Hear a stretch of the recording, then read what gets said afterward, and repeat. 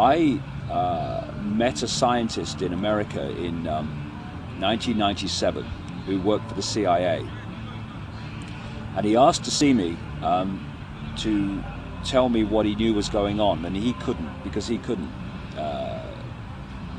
speak publicly about it. And he told me the story that he joined the CIA thinking he was serving his country, because the way they compartmentalize knowledge, most of the people working for these organizations are not trying to manipulate anybody, but they're being manipulated themselves to push the world in a certain direction. They don't even know they're doing it. And he said that when he got into the CIA, and he was an expert in the area of magnetics, he realized that this agenda that I've been writing about was going on. He hadn't read my stuff before, but he saw from the inside what the game was, and then read my stuff and realized that what I was saying matched what he was experiencing. So he arranged this meeting through a third party. And I said to him, first of all, why do you do it if you're so against it? And he opened his shirt. And on his shirt was this like see-through shampoo sachet. And inside was like an orangey golden liquid, and it was stuck to his chest. He said, this is why. He said that when he realized what he was being used for and what he was being asked to do, he rebelled and refused to do it.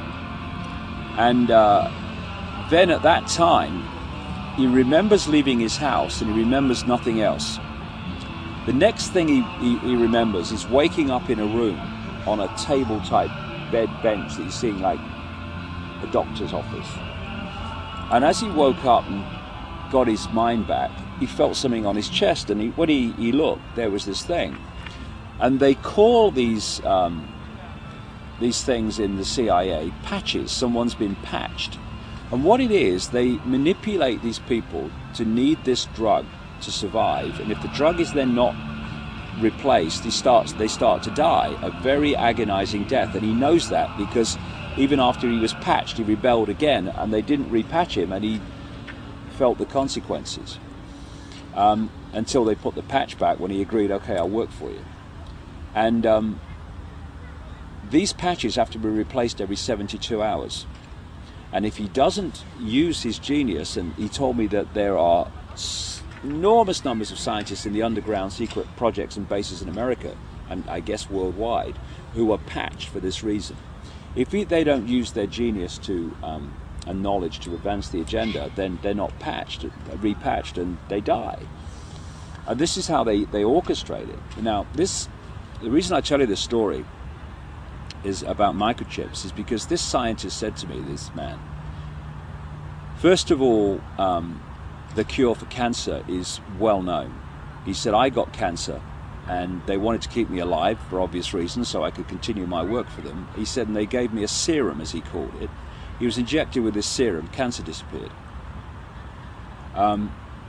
Secondly, they have the technology, which he helped to develop, which would create abundant growth in deserts without water.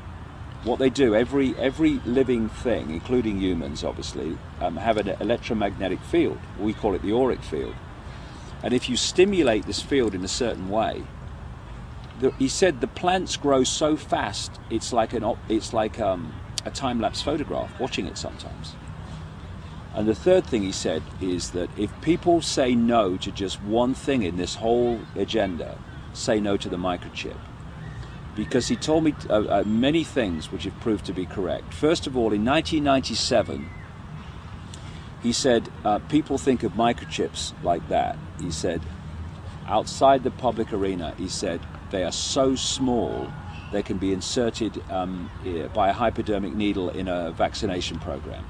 And people in those days weren't talking about nanotechnology, but now we can see that that's true. The other thing he said was, even those that are looking at the microchip and seeing that, hey, there's a conspiracy here, they're thinking only in terms of electronic tagging, so the computer knows where everyone is. And on one level, that's true. But he said the real reason for the microchips is just as you have now this movement towards what they call human-computer interface, where the human brain can work a computer without touching any keys. They can do that because the human body is, in fact, a very, very staggeringly advanced computer. And so when they're dealing with computer human interface, they're actually connecting two computers, one extraordinarily more advanced and complex than the other, obviously. So he said that when they get a microchip inside you, basically they're chipping a computer in the sense that they're operating. And therefore they can manipulate the computer electrically, electromagnetically and chemically from a distance to manipulate people mentally, emotionally and physically. So once you get one of these chips inside you, they can take you out from a distance. They can destabilize your body so you get illnesses which take you out or make your life more difficult.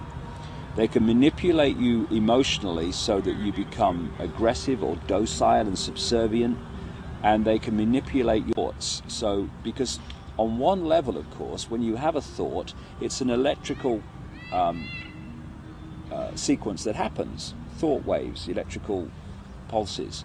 If they can get into your brain at that electrical level, they can put thoughts into your mind which you are having that you think are your own thoughts, when in fact they're being externally implanted through the chip. In fact, I read a lot of material in the 90s about Russian experiments, or Soviet experiments as they were, during the Cold War, about their experiments in external manipulation of the mind through technology.